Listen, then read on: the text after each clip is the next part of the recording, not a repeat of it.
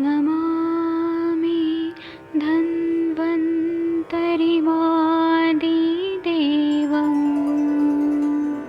सुरासुरैर्वन्दितपादपद्मं लोके जरामृत्युनाशं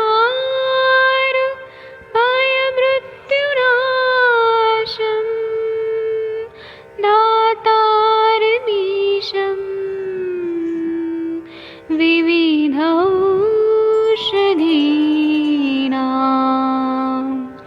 शङ्खं चक्रं जलौकां दधतं मृतघटं चारुतोर्भिश्चतुर्भिः सूक्ष्मस्वच्छादिरुद्यं शुकपरिविलसन् मौलिमं भोजनेत्रं कालाम्बोदोज्ज्वलाङ्गं कटितटविलसत् चारुपीताम्बराढ्यं वन्दे धन्वन्तरिन्तं निखिलगदमिव प्रौढदावाग्निनीलम्।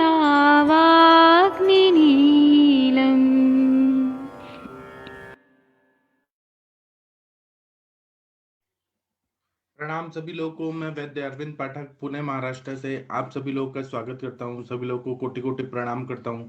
आज हमारा ये माधव निदान का सेशन शुरू हो रहा है, तो आप सभी लोगों का स्वागत है। मैं एक दो लोगों को यहाँ पर एक मिनट पहले मैं म्यूट कर देता हूँ कि घर की आवाज ना आए, और यहाँ पर मैं एक दो लोगों को को होस्ट बना देता हूँ। आप सबके सब भारत के सर्वश्रेष्ठ चिकित्सक है, और हम लोग वात रक्त इसका पूर्व रूप देखेंगे, क्योंकि हमारे पास ऐसे पेशेंट आते हैं तो पूर्व रूप अवस्था में अगर हम लोगों ने डायग्नोज कर दिया तो फिर हम लोग ना आगे वो व्याधि होने ही नहीं देंगे। षट क्रिया काल में आप लोगों ने पढ़ा है, तो जब स्थान संशय होना शुरू हो रहा है उसी टाइम पे अगर हम लोगों ने चिकित्सा करना शुरू कर दिया तो वो व्याधि होगी ही नहीं। तो इसीलिए वात रक्त के पूर्व रूप आपके स्क्रीन पे दिख रहे हैं, इसको ध्यान पूर्वक देखिए और ऐसा सोचिए कि आपके पास ऐसे पेशेंट आए हैं क्या। अगर आए हैं तो आप लोग अपना अनुभव यहाँ पे शेयर कर सकते हैं।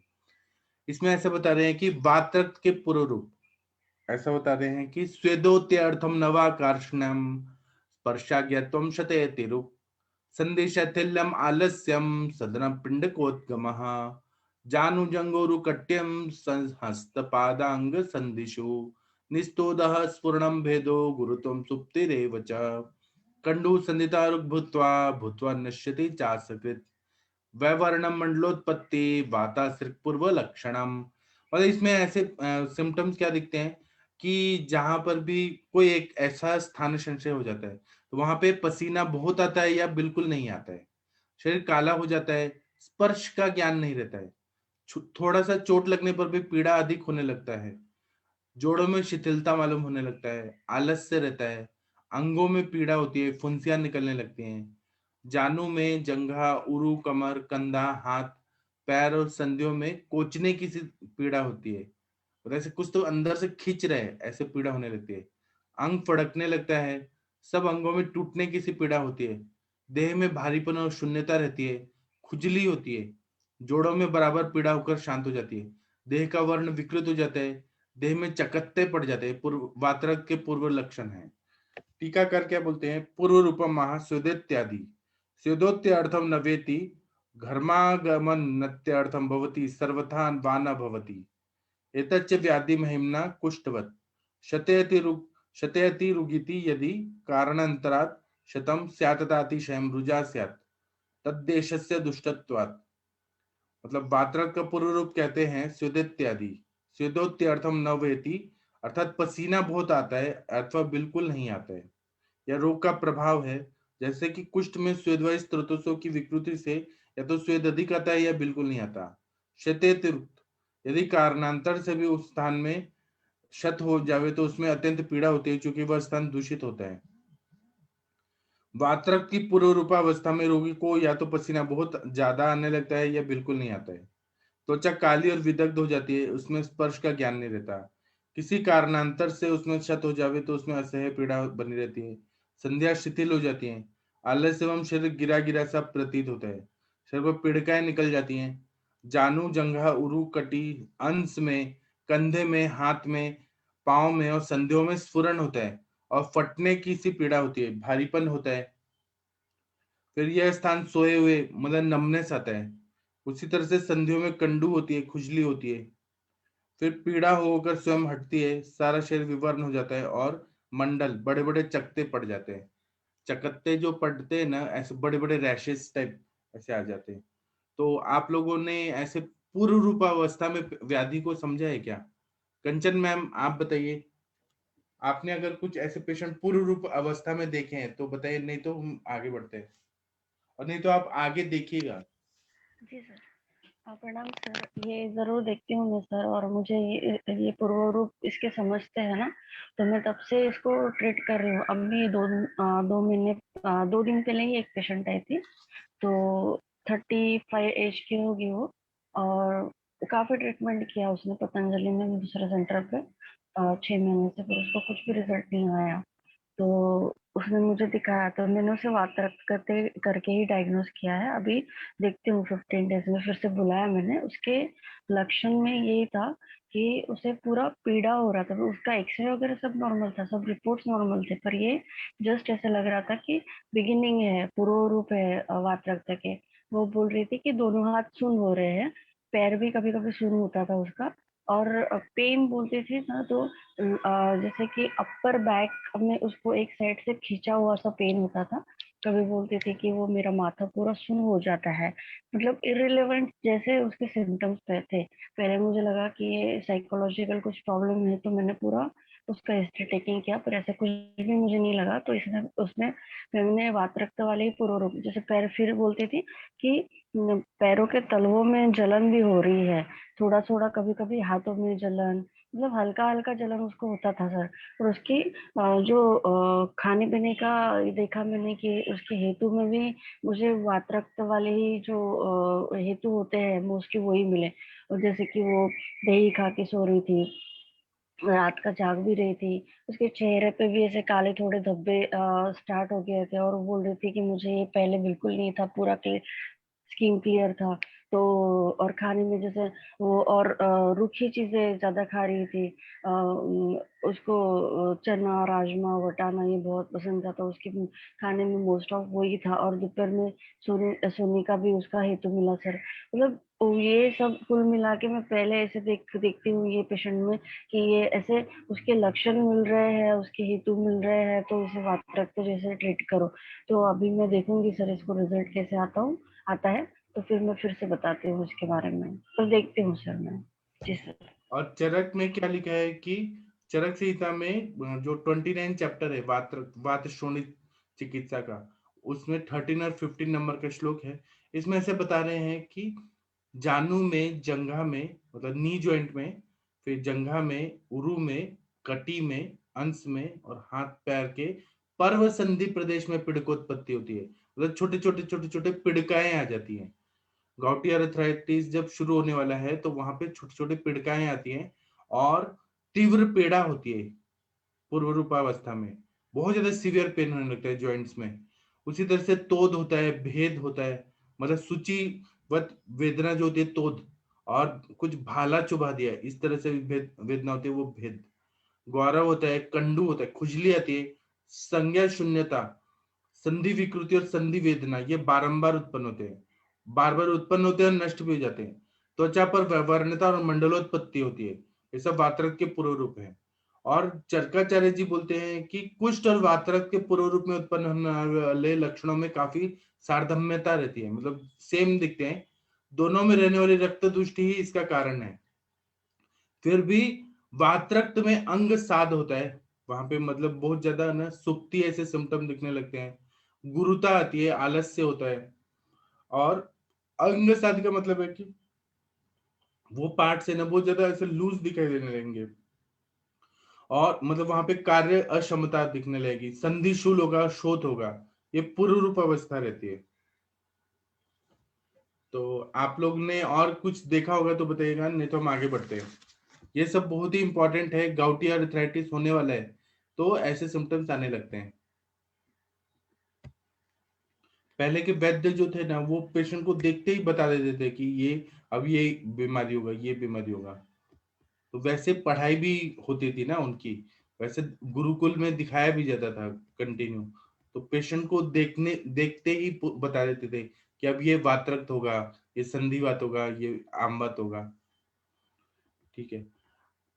आजकल जो शिक्षक लोग हैं, बहुत सारे कॉलेजेस में तो अच्छे हैं, लेकिन बहुत सारे कॉलेजेस में लोगों को मालूम ही नहीं है कि डायग्नोस कैसे करना है। और फिर वो लोग केवल मतलब टीचिंग लाइन में रहते हैं, लेकिन प्रैक्टिकल कुछ नहीं रहता है, इसलिए प्रॉब्लम होती है। आगे बढ़ते हैं। ये वातोलबण वात्रक के लक्षण, 8वां और 9वां नंबर का श्लोक देखिए।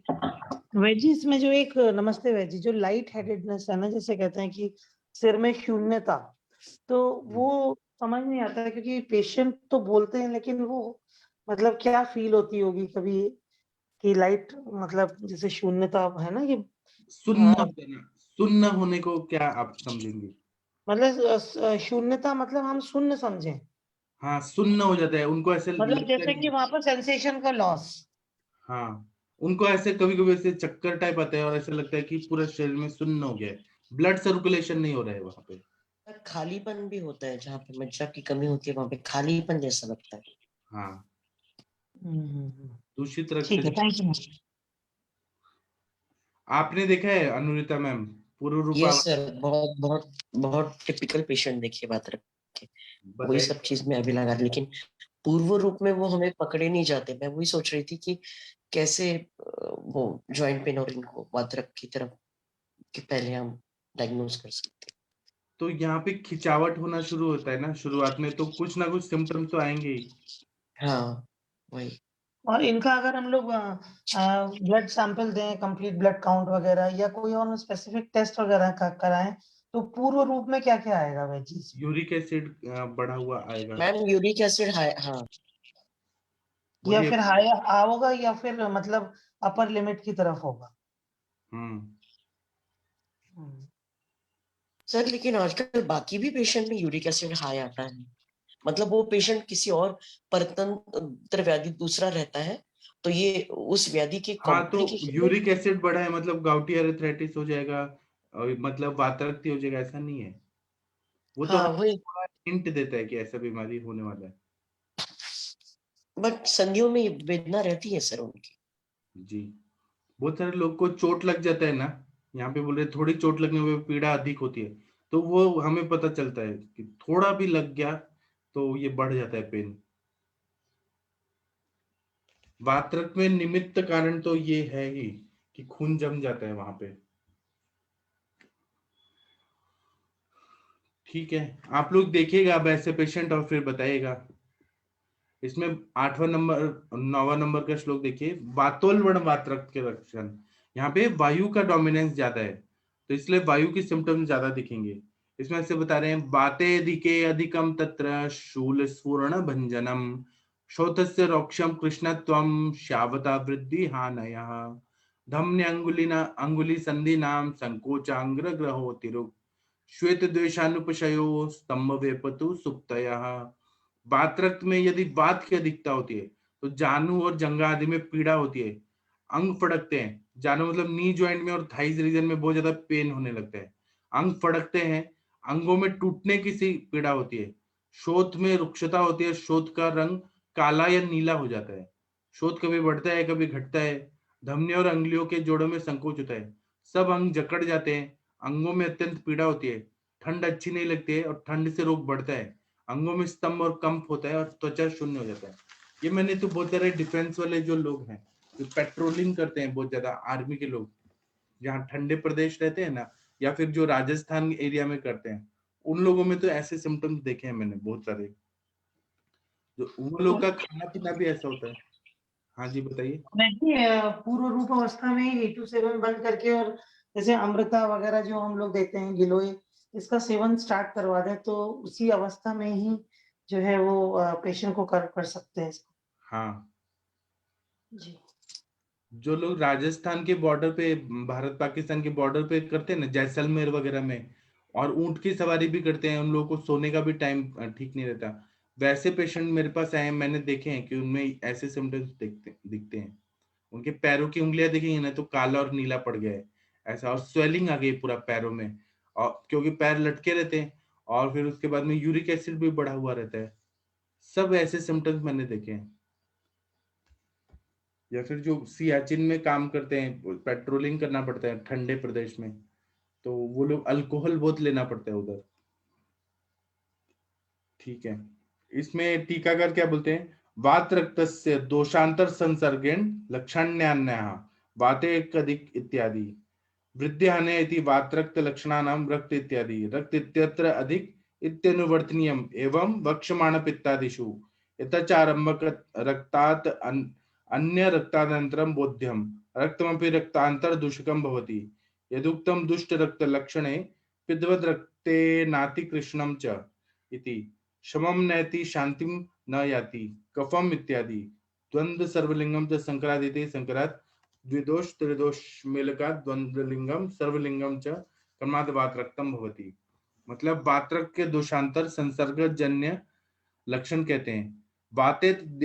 वाते अधिक इत्यादि वृद्धि हानि, मतलब वात्रक के जो लक्षण होते हैं वे कभी बढ़ जाते हैं कभी घट जाते हैं। रक्त इत्यादि, रक्त इत्यादि पद में अधिके विशेषण का अनुवर्तन कर लेना चाहिए, अर्थात रक्तेधिके श्रोतोतिरु इत्यादि पाठ समझना चाहिए। इसी प्रकार आगे कहे जाने वाले पित्तादि लक्षणों में भी अधिक शब्द का अध्याहार कर लेना चाहिए। रक्त भी रक्तांतर का दूषक होता है, जैसे कि सुश्रुत संहिता में सुश्रुताचार्य जी लिखते हैं कि दुष्ट रक्त के लक्षण इस तरह से होते हैं, पित्त के सदृश रक्त में भी अति कृष्ण वर्ण रक्त हो जाया करता है इति। आप लोगों ने कभी भी देखा होगा कि रक्त मोक्षण करते हैं वात्रक के पेशेंट को, तो जब रक्त निकालते हैं ना एकदम ब्लैकिश होता है, और मतलब वो जल्दी क्लॉट भी हो जाता है, बहुत ज्यादा काला काला निकलता है। शमम नैति अर्थात स्निग्ध और रुक्ष पदार्थों से भी शांति होता है। कफ इत्यादि में बोल रहे हैं द्वंद्व सर्वलिंगम संकरात, संकरात अर्थात दो दोषों के संसर्ग से अथवा तीनों दोषों के सन्निपात से द्वंद्व लक्षणों वाला अथवा त्रिदोष लक्षणों वाला भी वात्रक्त होता है। यदि वात्रक्त में अन्य साधारण दोषापेक्षा वायु का प्रकोप अधिक होता है, उसमें शूल बहुत ज्यादा होता है, स्फुरन बहुत ज्यादा होता है, भंजन मतलब अस्थिवेद हड़फूड़न जैसा वेदना अधिक होती है। वात रक्तोक्त शोथ रुक्ष और श्यावर्ण का होता है और अचानक बढ़ता घटता रहता है। इसमें धमनी स्नायु मंडल अंगुलियों की संधियों में संकोच होता है, अंगग्रह और तीव्र शूल ये लक्षण पाए जाते हैं। इसके अतिरिक्त शीतल पदार्थों की इच्छा नहीं होती है, वायु का प्रकोप तो शीतल पदार्थों की इच्छा नहीं होगी, नहीं वे अनुकूल बैठते हैं। सारा शरीर जकड़ा सा रहता है, कंप होता है और शरीर शून्य रहता है, ऐसा बता रहे हैं। आप लोगों का कुछ अनुभव है तो बता सकते हैं यहाँ पर। डॉक्टर आकांक्षा मैम, विनीता मैम, कुछ बताइए आप लोग। डॉक्टर एमवी सुशील सर, आपका तो बहुत एक्सपीरियंस है, कृपया बताइए। डॉक्टर मीनल गुप्ता मैम, वो एयरफोर्स के लोगों के अलावा और कोई और पेशेंट देखे हैं आपने? सब लोग प्रणाम सर। हाँ जी बताइए। आपको बहुत बहुत बधाई हो पहले तो new car. Thank you very much sir. आप दिन दुगनी रात चौगनी तरक्की करते रहिए, ऐसी शुभकामनाएं। Thank you very much sir. Sir जैसे आपने भी वात्रक का सर पढ़ाया है, जो लोग सर कंटिन्यूस जो रोड पे काम करते हैं, जो स्वीपर्स वगैरह होते हैं सर, उन लोगों में सर रक्त मोक्षण करने के दौरान सर ये दिखा है कि रक्त तुष्टि सर 2-3 पेशेंट्स में बहुत ज्यादा, और जो ब्लड आपने बताया वो रक्त मोक्षण के बाद एकदम ऐसे ही थोड़ा ब्लैकिश टाइप में ज्यादा और तुरंत क्लॉट होने वाला। इसलिए दोनों लक्षण मैंने भी सर देखे हैं, और उन पेशेंट्स में जिनमें खासतौर से ये चोट लगने की जो ये होती है, वहाँ पे पेन वात्रक में बहुत ज्यादा ऐसा पेशेंट कंप्लेन करता है सर। तो इसमें जैसे मैम बता रही थी कि शुरुआत में अगर कोई पेशेंट अगर आता है तो ठीक है, लेकिन अदरवाइज इट टेक टाइम, क्योंकि जब तक वो पेशेंट की रक्त की दृष्टि पूरी तरह से अंदर से ठीक नहीं होती है तो कुछ बहुत कम सिटिंग्स, एक हाथ सिटिंग में काम नहीं चलता है सर। इसमें मतलब सिटिंग्स काफी करनी पड़ती है रक्त मोक्षण की, कम से कम 3 से 4 सिटिंग में जब अच्छे से रक्त मोक्षण हो जाता है और उसमें ब्लड के ऊपर भी हम रक्त के ऊपर भी प्रसादन कार्य करते हैं, तब से पेशेंट को अच्छे से आराम मिलता है। क्योंकि सिर्फ यहाँ पे सिर्फ बात के ऊपर अगर हम काम करते हैं तो पेशेंट को रिजल्ट नहीं मिल पाता, पूरी तरह से पे नहीं जाता है। जी सर। जी तो आपने पूर्व रूपावस्था में ऐसे पेशेंट को समझ लिया है क्या आपके प्रैक्टिस में? सर जैसे कि है सर, मतलब कुछ कुछ चीजें सर तो अब समझ में आती है कि हमारे ये लक्षण कहीं ना कहीं ये वार्पिक की तरफ जा रहे हैं, क्योंकि पेशेंट अगर छोटे जॉइंट्स में अगर कंप्लेन भी कर रहा है और साथ में अगर वो ये बता रहा है कि पेन भी होता है, और जैसे इसमें बताया कि आरक्त वर्णता होती है, अगर वहाँ पे थोड़ी और ब्लड की वहाँ पे मतलब वेदना हो थोड़ा सा सर, वहाँ पे अगर तापमान देखा जाए वो भी थोड़ा सा किसी किसी पेशेंट में डिफरेंस रहता है बाकी जॉइंट की अपेक्षा। तो कहीं ना कहीं मतलब संधिवात और इसको वातपित्त में डिफरेंशिएट करके सर चिकित्सा करने पे सर जल्दी रिजल्ट मिल जाता है, अगर हम डायरेक्ट अपने वातपित्त की ट्रीटमेंट पे करते हैं। जी सर जी सर। स्किन के पेशेंट मिलते हैं सर जिनके जॉइंट्स पे पर्टिकुलरली ये रहता है, और उनका सोरियासिस भी बहुत अलग रहता है, मतलब खास करके एल्बो जॉइंट, नी जॉइंट्स और एंकल पे, मतलब वहां पे स्थानिक दृष्टि बहुत ज्यादा होती है। यूजुअली रक्त मोक्षण वगैरह से फायदा मिलता है उनको, लेकिन can it be resemble with बात रखता, क्योंकि हाँ हल्का जॉइंट पेन वहां पे भी रहता है सर। अच्छा एक 20 साल की सोरियासिस केस थी, हाँ उसको, लेकिन उसको मतलब काफी सारी बाकी भी चीजें थी, मतलब हेपाटिक लिवर था, वो क्रॉनिक ड्रिंक्स वगैरह का भी हिस्ट्री था, और फिर जॉइंट पेन और सोरियासिस ऐसे। हम्म लेकिन जैसे उसका सोरियासिस जॉइंट के ऊपर का कम हुआ, उसकी मूवमेंट्स भी इजी, मोबिलिटी संधि शूल जो था उसका वो कम हुआ सर। तो पूरा बताइए ना डिटेल में क्या सिम्टम्स थे? उम, सर अभी वो सोरियासिस की केस है, वो ठीक, मैंने शायद फोटो भी शेयर किए थे लास्ट ईयर की, 6 से 7 महीना उसका ट्रीटमेंट चला था। लेकिन यहाँ पे अभी पर्टिकुलरली जैसे ये अपने पूर्व रूप की अवस्थाएं वगैरह दिखाई ना, तो मैं जस्ट सोच रही थी कि उसकी बाकी पूरे फुल बॉडी पे था, लेकिन उसकी जॉइंट से सोरियासिस जाने में काफी टाइम लगा। एल्बो जॉइंट्स दोनों भी, दोनों नी जॉइंट, एंकल जॉइंट, पैरों के एंकल जॉइंट्स और पैरों के वहां पे जो उसका सोरियासिस था उसको जाने में काफी समय लगा, क्योंकि वो बीच में कहीं वैष्णो देवी चला गया था, तो फिर से उसको रिकर हुआ था। फिर उसका कंटिन्यूस उसको जो भी कुष्ठग्न चलाया है, उसके लिवर के लिए उसको कुटकी हरितकी और कीड़ा तिक्त और काढ़ा बहुत ज्यादा दिन तक दिया है। लेकिन उसमें ये सिम्टम टिपिकली था कि उसके वो जॉइंट दर्द होते थे, क्योंकि वो गवर्नमेंट जॉब में था, काफी उसका स्टैंडिंग और भागने का काम था, तो मुझे ऐसे लगा कि भाई बात की संप्राप्ति वगैरह होगी। लेकिन मुझे अभी जो मतलब अनुभव है कि किया कि उसकी जो भी जॉइंट का सोरियासिस जब तक कम नहीं हो रहा था, तब तक उसको संधि शूल भी था, और जब उसका जॉइंट का सोरियासिस कम हो गया, वो बहुत टेरिफिक केस थी सर सोरियासिस की। मैं आपको उसके फोटो दिखा दूंगी। जस्ट 10% बचा है अभी उसका, सिर्फ एक्सटर्नली जो भी है करंज तेल, मरीच आदि, ये मैंने मतलब यत्तसात ऐसे चला है अलग अलग टाइमिंग पे।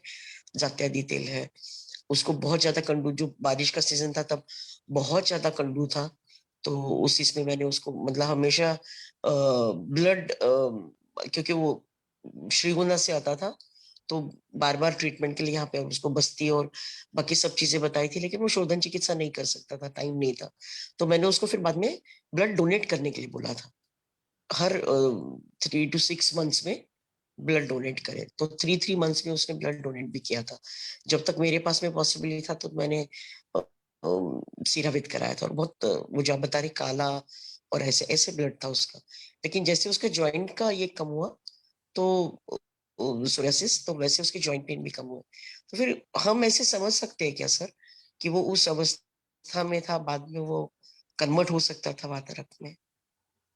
जी हाँ बराबर। और doctor Vineet, thank you ma'am. Doctor Vinita Chauhan ma'am, आप कुछ बोलना चाहते हैं तो बोलिए प्लीज। डॉक्टर मैम एम, हाँ आपने पेशेंट देखे हैं ऐसे आपके प्रैक्टिस में? सर बात रख के आते हैं मेरे घर में, मेरे भैया को ही पहले कोलेस्ट्रॉल बढ़ा था, तो डॉक्टर्स ने उनका पूरा मतलब वही होता है ना कि घी नहीं खाना है, ये सब नहीं करना। और उनकी बड़ी मतलब वैसी थी सीडेंटरी लाइफस्टाइल थी, लॉकडाउन में वो वाला सर सब लोग घर में ही रहते थे, तो उनके छोटे छोटे जो जॉइंट्स है ना उनमें पेन स्टार्ट हो गया था। तो फिर मैंने उनको पहले तो वो किया महामंदिर स्टार्ट स्वास्थ्य और केशव गुगुल और गिलोय घनवती, और साथ में स्नेहन के लिए बोला, तो सर मतलब थोड़ा फिजिकल एक्सरसाइज के लिए बोला, तो उनका ठीक हो गया, मतलब वो ठीक है पूरी तरह से, आगे नहीं वो प्रोग्रेस हुआ। बाकी वैसे तो आते ही हैं सर रक्त मोक्षण का, तो इसमें अच्छा वो मिलता है, रिजल्ट मिलता है। गिलोय का बहुत अच्छा रोल है सर इसमें। आप स्टार्टिंग में अगर वंदना मैम ने भी जैसे कहा ना, गिलोय के योग देते हैं तो अच्छा रिजल्ट मिलता है। वही हेलो। तो। हाँ हाँ हाँ, बहुत अच्छा बताया आपने।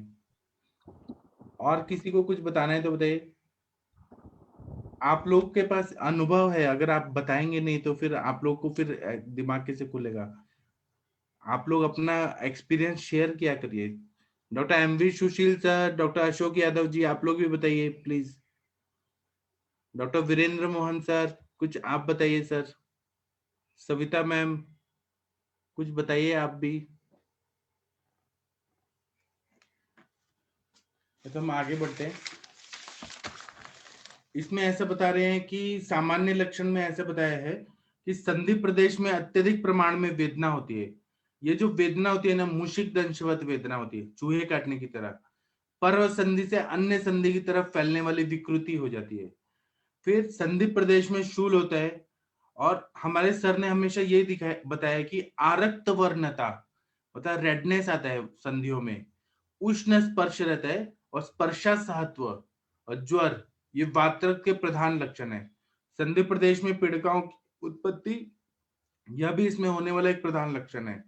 चरक संहिता में लक्षणों के बारे में विवेचन करते समय वातरक के उत्तान और गंभीर ऐसे दो प्रकार के हैं। चरक चिकित्सा स्थान 29 चैप्टर में 16 से 20 नंबर के श्लोक में बता रहे हैं, उत्तानमतम गंभीरम द्विविधम तत्प्रचक्षते त्वंग मासाश्रय मासाश्रमुत्तानम गंभीरम अंतराश्रयम कंडुदाहरुक गाया सतोद स्फुरण भंजनैः अन्विता श्याव रक्ता त्वग बाह्ये ताम्र तथोच्यते गंभीर शवतु स्तब्धः कठिनो नार्भुषार्तिमान श्यावस ताम्रो अथवा दाह तोद स्फुरण पाकवान ऋग्वेदा हन्वितो वीक्षणम वायु संदास्ति मज्जसु छिन्दन्नेव चर्वन्त्य वक्री कुर्वश्च वेगवान करोति खंजम पंगुम वा शरीरे सर्वतश्चरन् वेगम वात स्त्रिभुयाश्रयम। मतलब उत्तान वात्रक के त्वचा और मांस के आश्रित में होता है। त्वचा और मांस के आश्रय में उत्तान वात्रक है, ऊपर ऊपर का है। और गंभीर वात्रक है वो मेद, अस्थि और मज्जा के आश्रय में होता है। उत्तान वात्रक जो होता है उसमें कंडू होता है, खुजली आती है बहुत ज्यादा, दाह होता है, रुजा होती है, तोद होता है, स्फुरण और आयास, ये लक्षण मिलते हैं। त्वचा कृष्ण वर्ण की होती है। और गंभीर वात्रक होता है उसमें शोथ होता है, बहुत ज्यादा स्वेलिंग होती है, पैरों का जो उंगलियां रहती है ना पूरा स्वेल्ड हो जाता है, सूजन होती है, काठिन्यता होती है, वेदनाधिक्य होता है, दाह, तोद, स्फुरण, पा के लक्षण होते हैं। संधि, अस्थि, मज्जा, इन स्थानों में टूटने जैसी भयंकर वेदना होती है। कई बार वेदना अकस्मात होती है और कई बार सुप्ति होती है, मतलब वहां पे नमनेस आता है, कुछ भी पता नहीं चलता है।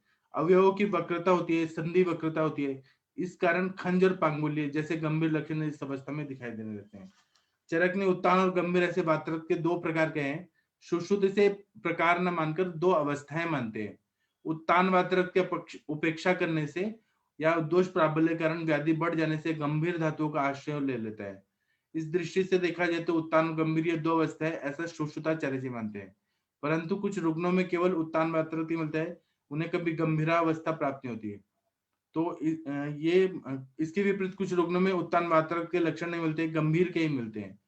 यही विचार करके चरक ने दो प्रकार के होंगे ऐसा मान सकते हैं। जब उत्तान और गंभीर दोनों के लक्षण मिलते हैं तो चरक उसे उभयाश्रित वात्रक कहते हैं, मतलब दोनों वाले सिम्टम्स दिखते हैं। उभयगत वात्रक अधिक कष्ट साध्य होता है, इसमें तीनों दोषों के लक्षण मिलते हैं, ऐसा चरक ने भी कहा है। तो अनुरिता मैम आप बताइए उत्तान और गंभीर वात्रक के बारे में आपका एक्सपीरियंस। अनुरिता मैम। सर गंभीर वात्रक में सच में शोथ और ये सारी चीजें दिखती है, लेकिन उत्तान वात्रक में यापकत्व जल्दी आता है। मतलब पेशेंट जो भी टिपिकली सिम्टम देता है, पर्टिकुलरली उसको उष्ण चिकित्सा अगर की तो वो बताता है कि उसको असहिष्णुता है, तो वो भी एक चीज डिफरेंशियल डायग्नोसिस में रहती है। हमेशा it doesn't correlate with uric acid, लेकिन मेनी अ टाइम आपको रिस्क यूरिक एसिड मिलता है। और दूसरा ये जो अभी आपने पूर्व रूप वाले लक्षण, बस मैंने पूर्व रूप में कभी मतलब ऐसे particularly it will be going to convert into वातरक्त ऐसे नहीं देखा है। आज के बाद में शायद और ज्यादा इजीली कर पाओ, आपने डायग्नोसिस पढ़ा है। और गाउटी अगर बहुत मतलब डीप जिसे बोलते हैं गंभीर, तो उस इसमें जॉइंट का शेप भी बदल जाता है सर। वो जिसे बोलते हैं कि बड़ा हो जाता है वो संधि के जहाँ पे शूट, और इवन कलेक्शंस होते हैं वहां पे जॉइंट के वहां पे, तो जिसकी वजह से उसका जो संधि है उसका शेप चेंज हो जाता है। ऐसे देखे है सर मैंने। अच्छा डॉक्टर मिनल मैम, आप बताइए गंभीर और उत्तान वातरक्त, या किसी और ने देखा है तो बताइए। आप लोगों ने एनालिसिस किया है उत्तान वातरक्त और गंभीर वातरक्त? डॉक्टर शंकर प्रसाद जी आप बताइए कृपया। माधुरी मैम, इतने बढ़िया बढ़िया डॉक्टर हैं आप लोग, कुछ बताइए प्लीज, ऐसे शांत मत रहिए। आरती शर्मा मैम, सर मीना। गंभीर और हाँ सर, गंभीर और उत्तान में सबसे बड़ा सर जो हम अक्यूट स्टेज पे जल्दी हमारे पास पेशेंट आता है, वो मतलब वो उत्तान वात रक्त में, जब हमारा पेशेंट क्रॉनिक हो जाता है, लंबे समय तक वो उस दर्द के साथ और उसके साथ रहता है, तो वो गंभीर धातुओं में पहुंच जाता है सर। यही एक डिफरेंशियल डायग्नोसिस हम लोगों को उसमें दिखता है कि पेशेंट को पेन है काफी लंबे समय तक, और स्मॉल जॉइंट्स के अलावा उसके और जॉइंट्स में भी वो चीज फैल जाती है। तब हम उसको रक्त मोक्षण करके काफी अच्छे से रिलीफ दे सकते हैं।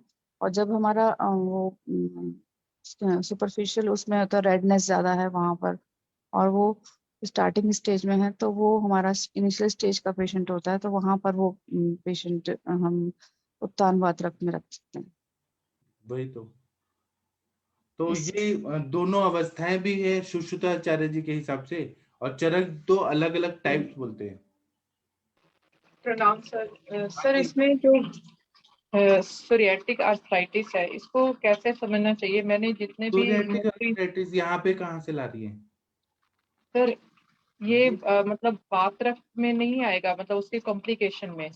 बिल्कुल नहीं आएगा। सोरियाटिक आर्थराइटिस तो वो सोरियासिस रिलेटेड हो गया ना।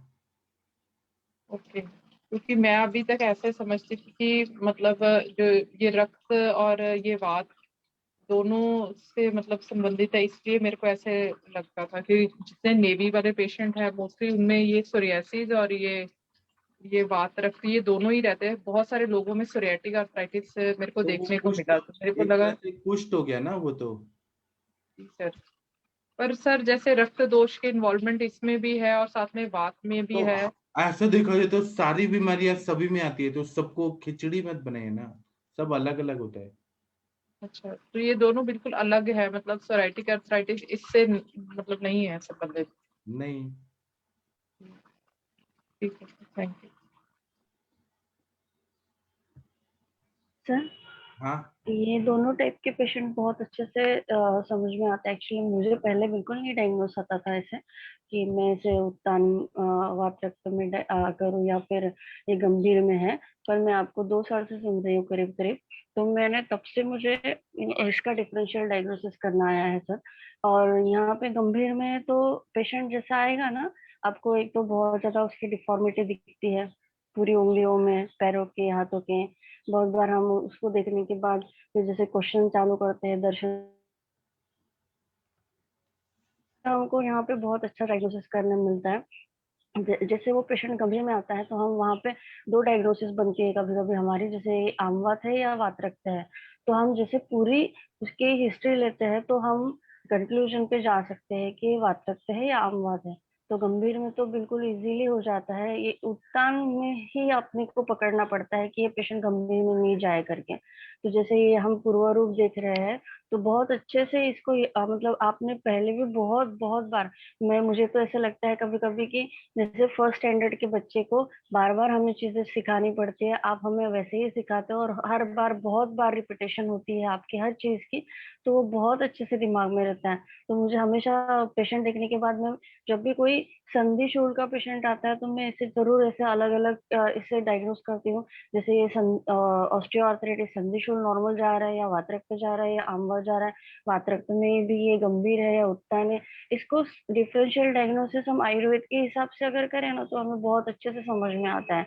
और गंभीर और उत्तान में ये भी मुझे मेरा एक पेशेंट मुझे याद आ रहा है अभी भी कि उसको ना गंभीर वातरक्त का मुझे दिखा था। तो फिर मैंने उसकी पूरी हेतु निकाले तो मुझे वहां पे एक हेतु जरूर मिला कि उसके बाकी खाने पीने के हेतु तो थे, पर जैसे चोट लगने का हेतु भी मुझे मिला था कि उसका कुछ एक्सीडेंट हुआ था 4 साल पहले और उसमें ये प्रॉब्लम्स आना स्टार्ट हो गई थी। तो वहां पे उसके ना जैसे कभी कभी क्रिस्टल्स भी बन जाते हैं बोन्स, हम अगर देखें तो उसके पर्व संधि में छोटे छोटे कैल्सिफिकेशन हो जाते हैं बहुत बार हड्डियों में। तो वहां पे भी हमको अच्छे से डायग्नोसिस करने मिल जाता है। जैसे कैल्सिफिकेशन यूरिक एसिड के क्रिस्टल्स हो जाते हैं वहाँ पे। हाँ, वो मतलब ऐसे गांठ टाइप जैसे आपने अभी नोट्स पिक्चर से नोट्स आ जाते हैं वहाँ पे। नोट्स आ जाते हैं। कभी वो एंकल रीजन में दिखता है, कभी आपने जैसे पिक्चर में भी बताया है टोस के पास एकदम जैसे रेड हो जाता है बहुत बार। बिल्कुल ऐसे ही मैंने तो ऐसे भी जैसे आपने पिक्चर बताया ना, सेम ऐसा ही पिक्चर जो सेंटर में पिक्चर है जो पैर की टोज में, तो ऐसे भी देखे हैं सर बिल्कुल। जी ये हाथों वाला भी आपने जो बताया ना पिक्चर, सेम ऐसा भी देखा है। बस इसके जो अपने ये कैसे जो मतलब नोड्यूल्स जो बने हैं इतने ज्यादा सीवियर तो नहीं, पर स्टार्ट हो गया था उसमें ऐसे बनना। जी जी सर। हाँ अनुरिता मैम, आपने ऐसे देखे हैं, ऐसे नोट्स बन गए, पूरा नोड्यूल्स बन गए? हाँ सर, देखिए सर, वही मैं बता रही थी कि बहुत टिपिकल उनका ये रहता है, जो नखाग्र रहते हैं ना यूजुअली, या फिर फिंगर्स के आगे, तो वैसे देखिए, लेकिन ज्यादा नहीं, बहुत कम, लेकिन पता चलता है उनकी बहुत सीवियर पुरानी हिस्ट्री रहती है। इवन सर उनके हेतु में भी बहुत टिपिकल हेतु मिलते हैं, बहुत ज्यादा नमकीन खाना, अचार खाना, उसके बाद में मतलब जिससे रक्त दूषित के जो भी हमारे अम्ल रसात्मक और लवण रसात्मक ज्यादा आधिक्य, ये सब दिखता है सर। जी ठीक है, आपके बच्चों को भी ये सब सिखाइए कि ये सब डायग्नोस करना आना चाहिए अभी।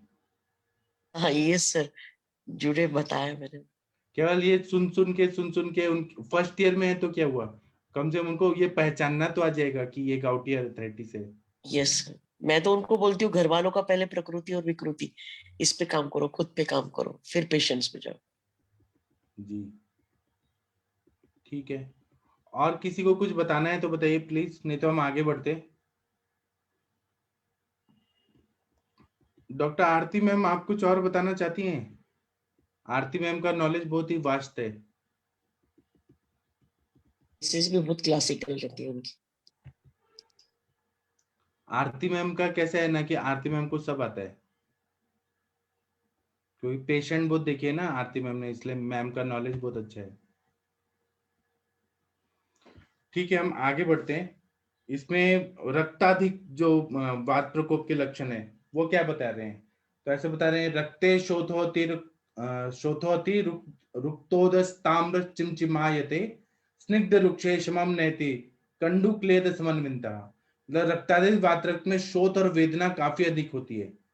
शोथ आरक्त वर्ण का होता है, मतलब रेड कलर का होता है। फिर बोल रहे हैं सुई के चुभन जैसी वेदना रहती है।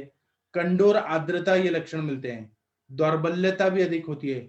स्निग्ध रुक्ष दोनों प्रकार की चिकित्सा से शोथ और वेदना में उपशम नहीं मिलता है। मतलब यहाँ पे स्निग्ध भी नहीं दे सकते, रुक्ष भी नहीं दे सकते हैं, क्योंकि रक्ताधिक रहता है। इसमें ऐसा बता रहे हैं कि रक्त के अधिक प्रकोप से शोथ हो जाता है और उसमें तीव्र शूल होता है, तोद होता है, मतलब सुई चुभोने की तरह वेदना होती है। शरीर का वर्ण तांबे के समान विदग्ध हो जाता है। चिमचिमापन हो जाता है। शरीर में लू की लहरें जैसे प्रतीत होती है। अंदर ही अंदर ऐसे वेव्स आते हैं बहुत सारे। इसमें विशेषता है कि न स्निग्ध पदार्थों से न ही रुक्ष पदार्थों से शांत होता है। इसमें कंडू भी बहुत होती है और व्रण में क्लेद चिपचिपाहट भी बहुत ज्यादा हो जाती है। फिर उसके बाद में पित्ताधिक वात रक्त, ये माधव निदान में ही बताया है। पित्ताधिक, पित्त का इसमें इन्वॉल्वमेंट रहता है। तो क्या बता रहे हैं, पित्ते विदाह सम्मोहो सम्मोह स्वेदो मूर्छा मदः सत्रिट स्पर्शा सहत्वम रुग्रास रुक रागः, चौथा पागो वृषोष्णता। इसका मतलब यह है कि पित्ताधिक वातरक्त में दाह होता है। अभी ये पित्त का इन्वॉल्वमेंट है तो दाह बहुत होगा, बर्निंग होगा बहुत ज्यादा, इंद्रिय मोह होगा, वेदना होगा, मूर्छा, मद, तृष्णाधिक्य, स्पर्शासहत्व, मतलब थोड़ा भी टच नहीं करने देगा, इतना ज्यादा सीवियर पेन होता है। शोथ के स्थान पर आरक्त वर्णता और उष्ण स्पर्श, ये लक्षण होते हैं। और शोथ प्रदेश में पाक होगा, मतलब ऐसे पूरा पकने लगता है, पूरा अल्सरेशन टाइप होने लगता है। कोथ होता है, दर्द होता है, अवयव शुष्कता। आप लोगों ने ऐसे पेशेंट देखे हैं जो कि उंगलियां सूखने लग रही हैं, ड्राई होने लग रही हैं, ये लक्षण मिलते हैं। मैंने तो देखे हैं ऐसे बहुत सारे पेशेंट। अनुरिता मैम आप बताइए, उंगलियां ड्राई हो गई हैं आगे के, ऐसे देखा है? सर इतना मतलब क्लासिकल वे में नहीं देखा है, लेकिन गाउटी ये जो आपने डिफॉर्मिटीज दिखाई वो देखी है सर। डिफॉर्मिटीज देखे हैं आपने? हाँ सर देखी। और ऐसे जब नोड्यूल्स आ जाते हैं तो कैसे चिकित्सा करते हैं आप? सर मैंने हॉस्पिटल में और दूसरी जगह पे देखे थे, मेरे पास में ये डिफॉर्मिटी के पेशेंट नहीं मेरे आए, पास ऐसे लेकिन पेशेंट है ना जो यूरिक एसिड क्रिस्टल से थे और स्वलन था ये, तो तिक्तक क्षीर बस्ती, कैशोर गुगुल और गुडुची के कल्प, और फिर उसके बाद में रक्तपाचक, ये सब दिया ना तो विरेचन, हाँ रक्तमोक्षण और स्नेहम सर, कर। लोकल इसमें रक्तमोक्षण करके फायदा मिलता होगा क्या सर? हाँ 100% रक्तमोक्षण ही पहली चिकित्सा बताइए। हाँ भाई। उसी तरह से क्रिस्टल्स है, यूरिक एसिड के क्रिस्टल्स है, उसको डिसॉल्व करने के लिए तिक्तघृत, गुगुल तिक्तघृत, ये खाने के लिए दे के फिर विरेचन कराना है और प्रसारणी तेल लगाना है। और कोकिलाक्ष बहुत बढ़िया काम करता है। फिर पीपल, बोधिसत्व का जो पीपल के वृक्ष का काढ़ा पंचांग का, वो देने से बहुत अच्छा फायदा होता है। विनीता मैम कुछ बोलना चाहती हैं आप? डॉक्टर मिनल गुप्ता मैम, आपने ऐसे पेशेंट देखे हैं डिफॉर्मिटीज के या नोड्यूल्स के? कुछ बोलिए आप लोग। सर मैंने एक देखा था, उसका यूरिक एसिड 11 था और उसके पैर में ऐसा बिल्कुल रेड हुआ था जैसे पैर गल जाएगा, मतलब इतना स्वेलिंग था। और उसके कान पे भी ऐसे था, मतलब ऐसा बहुत बड़ा डिपॉजिट सफेद रंग का, ऐसे बिल्कुल आगे से लाली में ऐसे देखा था। 11-12 था उसका यूरिक एसिड और वो एडमिट था हॉस्पिटल में, मतलब कई बार उसको एडमिट होना पड़ता था, उसको इतना सीवियर पेन था। ऐसा देखा है और डिफॉर्मिटी वाला देखा है, बट अभी ये लक्षण समझ के लग रहा है कि वो बात रखा है। पहले मैं उसको आम बात ही समझ रही थी। उसके वो 30 इयर्स की लड़की थी और उसका मांस पूरा सूख चुका था और उसका पूरे अंग टेढ़े थे, मतलब उसको उसने नकली आर्टिफिशियल लेग लगाकर वो चलती थी। उसके पूरे जॉइंट मुड़े हुए थे और उसका जो वजन था सिर्फ 28 और 30 केजीज वजन था और उसकी एज 30 इयर्स थी। तो ऐसा देखा है। मिनल मैम आप कुछ बोलना चाहती थी? सर आरती मैम ने जैसे अभी बोला ना कि आम बात के पेशेंट में भी जब वो बहुत पुराने क्रॉनिक हो जाते हैं तो वहाँ भी जो विकृति है, आप उंगलियों का टेढ़ा होना, ये लक्षण उसके अंदर भी मिलते हैं सर। तो हम वहाँ पर जो डिफरेंशियल डायग्नोसिस जैसी चीज जो इसकी हम करना चाहें तो वो करने के लिए हमें पहले पूरा उसका हिस्ट्री लेना बहुत जरूरी है कि इसके क्या लक्षण रहते हैं, कि मॉर्निंग स्टिफनेस रहती है या फिर दर्द हमेशा रहता है और रेडनेस ज्यादा रहती है या फिर उसको पेन ज्यादा रहता है, और उसके अलावा स्टार्टिंग स्टेज कब थी उसकी, और से अर्ली स्टेज में स्टार्ट हुआ है, अर्ली एज में, तो और उसका हेतु क्या रहे। तो इस तरह से हमको आम वात और वात रक्त का डिफरेंशियल डायग्नोसिस बनाना बहुत जरूरी होता है जब हम ट्रीटमेंट कर रहे हैं। तो यूरिक एसिड और आर फैक्टर तो होता ही है, बट आर फैक्टर कभी कभी पॉजिटिव प्रॉपर नहीं आ पाता है, कभी नेगेटिव भी आता है, लेकिन सिम्टम्स बहुत कुछ उसके आम वात जैसे होते हैं। तो यहाँ पर जब भी हम ऐसे पेशेंट देखें जहाँ डिफॉर्मिटी है, वहां पर हमें वात रक्त और आम वात के बीच में डिफरेंशिएशन करना जरूरी हो जाता है सर। सर और बहुत सारे ऐसे पेशेंट होते हैं जब ट्रीटमेंट करते हैं तो आर फैक्टर नेगेटिव भी आ जाता है, ऐसा भी देखा मैंने। हाँ 3-4 महीने नेगेटिव रहता है, फिर उसके बाद फिर से वो कुछ शायद हेतु ऐसा सेवन करते हैं, फिर से पॉजिटिव होता है और फिर नेगेटिव भी हो जाता है। और ऐसे कंटिन्यूस उनका ऐसे ऑटो इम्यून जैसे होगा वो क्या मुझे नहीं पता, बट आयुर्वेद के हिसाब से वो नेगेटिव हो जाता है। जैसे बोलते लोग कि ये कभी नेगेटिव नहीं हो सकता, तो वो नेगेटिव होता है और मैंने बहुत सारे केसेस में 2-2.5 महीने में ही पेशेंट का नेगेटिव हो जाता है। बट वो हेतु सेवन ही नहीं बंद होता मैम, वही दिक्कत है हाँ जी, शायद। वो मतलब अगर हम परमानेंट बंद कर दे तो शायद पेशेंट मतलब उसमें ऐसा जरूर रहता है कि जिसका भी नेगेटिव होता है उसमें डिफॉर्मिटी नहीं आती है, मतलब मैडम उसका लेटर ऑन अगर वो मेडिसिन पे चलता रहे पेशेंट, लेटर हाँ ऑन हाँ उसको अगर वो उनको मतलब हर ऋतु संधि पे अगर मेरा मतलब प्रैक्टिकल अनुभव ये है कि हर ऋतु संधि पे अगर उनको मेडिसिन देते हैं तो उनका वो डिफॉर्मिटी तो आता ही नहीं है, और उनको ये बार बार जो ये पॉजिटिव बार बार होने वाला वो सिचुएशन भी नहीं आता है। मैडम ऐसे पेशेंट में ना आप आरए फैक्टर के टाइटर को भी करिए और सीआरपी को भी करिए जब भी हम डिफर, क्योंकि हमारे पास में डॉक्यूमेंट आप ऐसे बताएंगे ना संधि और इसके वाइज, अगर प्रेजेंटेशन के एंगल से बता रही हूँ तो आप आरए फैक्टर के साथ में आरए टाइटर करिए और सीआरपी और एएसओ टाइटर भी करिए, तो उस इसमें हमारे पास में काफी फाइंडिंग्स आ जाते हैं और फिर उसके साथ में ट्रीटमेंट करें, क्योंकि नेगेटिव आता है बहुत इजीली 3 to 6 मंथ्स के अंदर नेगेटिव आता है। हाँ जी मैम, कई पेशेंट्स में तो मैंने यस देखा 1.5 से 2 महीने में नेगेटिव आ जाता है और बहुत देर तक नेगेटिव पे रहता है, साल के बाद भी कराते हैं तो भी नेगेटिव रहता है, और मतलब कुछ सालों के बाद जैसे 2-3 साल के बाद वो आए और फिर पॉजिटिव हो रहा है, मतलब उसका जो वैल्यू है वो जो टाइटर का है वो भी मतलब रेंज में आ जाता है, मतलब इतना देखा है मैंने।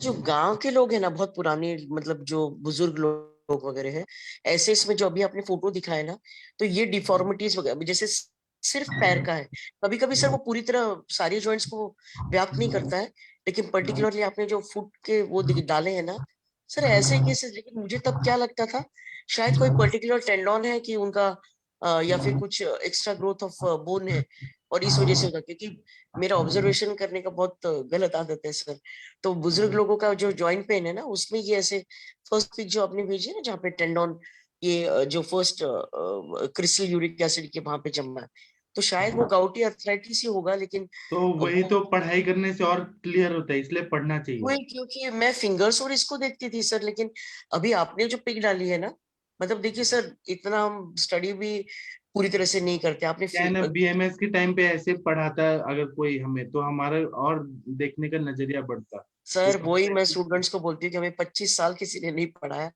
आप अभी मिले हैं, लेकिन इस तरीके से अगर पढ़ा होता तो शायद मैडम जैसे बता रही तो अर्थराइटिस और ये मतलब यूरिक एसिड तो और इतना पेशेंट इजी। ऐसे, अभी मैंने अपने सर की क्लिनिक में ऐसे पेशेंट देखे जिनको रूमेटॉइड अर्थराइटिस भी था और गाउटी अर्थराइटिस भी था, दोनों मेरे सिम्टम्स पास थे। किडनी फेलियर के पेशेंट है सर, जो बहुत ज्यादा डायलिसिस करने के बाद में अभी उनका जीएफआर सिर्फ 7% ही है और लास्ट स्टेज ट्रांसप्लांट बताया है, लेकिन उनमें यूरिक एसिड है और छोटे छोटे जॉइंट में पेन है, अभी तक कोई डिफॉर्मिटी नहीं है, लेकिन वो 6 और 7.7 को मैं थोड़ा लाइटली ले रही हूँ, मुझे ऐसे लगता है कि बहुत ज्यादा और अस्थीगत पेशेंट हमारे प्रैक्टिस में ऐसे आते हैं कि सर हमारा यूरिक एसिड बढ़ा है, इसको कम करके दीजिए। हाँ हाँ हाँ हाँ ऐसे आते हैं तो सर। इसमें तिक्तक क्षीर बस्ती और कैशोर को गुल दे दिया ना, और ये रक्तपाचक अमृता, मतलब अच्छा समस्या हाँ, एकदम ठीक हो जाती है। विरेचन भी बट दे थैंक्स दिया। For making this Ayurveda so easy, thank you very much sir. Easy बनाना ही चाहिए, अपना कॉन्सेप्ट क्लियर हुआ तभी हम पढ़ा सकते हैं। अगर हम ना इसको हम खुद समझ गए ना, तो हम दूसरों को भी समझा सकते हैं। मेरे वही थैंक तो मेरे सर का है कि उन्होंने मुझे सिखाया इतना अच्छे से। सर, लेकिन आप ओपन करके आयुर्वेद सिखा भी तो रहे, वो भी तो बहुत बड़ी बात है हमारे लिए। आप आकांक्षा मैम को पूछिए, सर इतना क्लियरली क्लियरली कॉन्सेप्ट क्लियर करते हैं ना हमारे जमदग्नि सर, लेकिन वो है कि सर सर के पास रहना पड़ता है, मेहनत करके सीखना पड़ता है, तभी सर सिखाते हैं। तो फिर देखिए ऐसे ही पेशेंट आते हैं हमारे पास, और फिर हम लोग जब डायग्नोसिस करना सीख जाते हैं तब चिकित्सा करना इजी हो जाता है। इसमें कफादिक बातरक्त भी होता है, कफ का इन्वॉल्वमेंट रहता है। तो क्या रहता है इसमें, ऐसे बताया है कि कफे स्तमित्य गुरुता सुप्ति स्निग्धत्व शीतता कंडूर मंदाचरुक, मतलब कफादिक बातरक्त में स्तमित्य, स्तमित्य मतलब गीले कपड़े से लपेट दिया, ऐसा ठंडापन रहता है, अंग गौरव रहता है, स्निग्धता रहता है, शैत्यता रहता है, सुप्ति मतलब नमनेस भी रहता है, ये लक्षण होते हैं, और कंडू अधिक रहता है, खुजली बहुत ज्यादा आती है, और वेदना अन्य प्रकारों की अपेक्षा कम होती है, और द्विदोषज और सन्निपातज वातरक में दो दोषों के सिम्टम्स दिखाई देने लगते हैं, ये सिम्टम्स आते हैं। एक और पूछना था सर, क्योंकि उपधातु के फॉर्मेट में अगर हम बोले तो मांस धातु की भी दृष्टि हो सकती है ना इसमें, होती है ना, सीरस लाइन। बताया ना, त्वचा और मांस हुआ तो उत्तान, हाँ, गंभीर है तो मेद, अस्थि और मज्जा तो मांसपाचक भी दे सकते हैं सर इसमें। जरूर देना चाहिए। गंभीर वातरक्त है तो अस्थि मज्जा पाचक भी देना पड़ता है। हाँ वही, थैंक यू सर। ठीक है।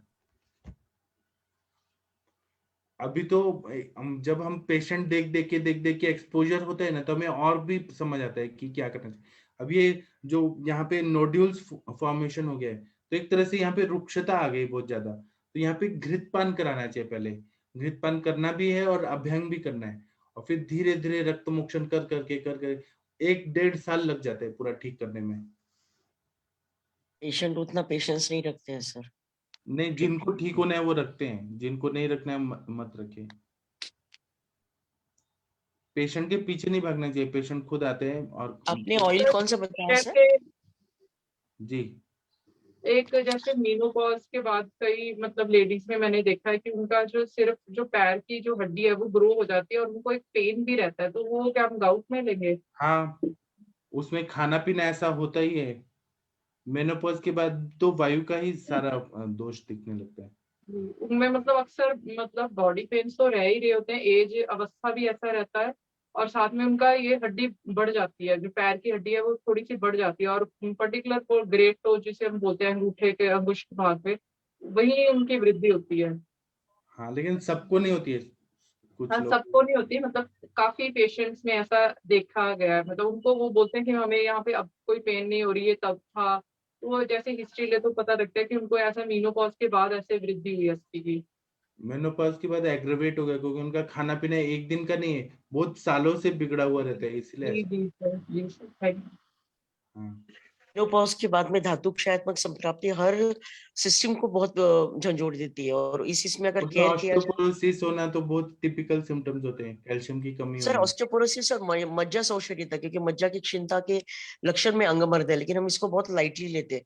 कुछ लोगों को तो आदत होती है सर पेन किलर खाने की लॉन्ग टर्म, लेकिन सर अगर मेनोपॉज के पहले जैसे मॉडर्न के लोग, sir I receive some patient in Delhi, और वहां पे भी कि वो हार्मोनल रिप्लेसमेंट की थेरेपी ले लेते 50s के बाद में, डर के मारे पैप्समियर वगैरह करा के हिस्टेक्टोमी भी कराती, इतना डर मेनोपॉज का लोगों को है। लेकिन अगर हमने वहां पे भ्रूण चिकित्सा है, उसके बाद में जो हमारी रसायन चिकित्सा है, आपने जैसे बताया ऑस्टियोपोरोसिस, तो ऑस्टियोपोरोसिस के साथ में सीवियर एनीमिया और वात प्रकोप, ये भी लक्षण दिखते हैं लेडीज में, और फिर बाद में वो गाउटी या फिर अर्थराइटिस या ऐसे कंडीशन में जाते हैं। तो यूजुअली मुझे ऐसे लगता है वहां पे जो भी है मांस मेद और अस्थि, ये 3 चीजों पे तो काम करना ही चाहिए, लेकिन पर्टिकुलरली मज्जा क्षीणता के लक्षण में अंगमर्द है।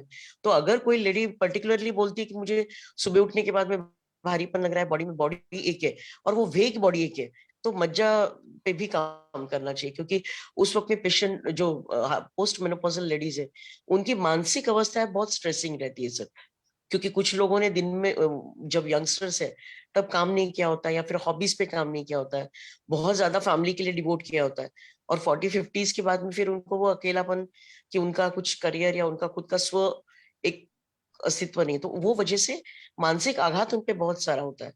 बच्चे बड़े हो जाते हैं, फैमिली का कंसर्न भी बहुत अलग हो जाता है, फंक्शंस वाइज, रिस्पॉन्सिबिलिटी वाइज। तो मुझे ऐसे लगता है ये सारी चीज कंसिडर होनी चाहिए पोस्ट मेनोपॉजल पर्टिकुलरली। ठीक है, अभी हम थोड़ा 5 नमस्ते, मिनट जो आप का। बताएं। हाँ जी, अभी हम 5 मिनट ब्रेक ले लेते हैं, फिर मिलते हैं। थैंक यू, प्रणाम सभी लोगों को।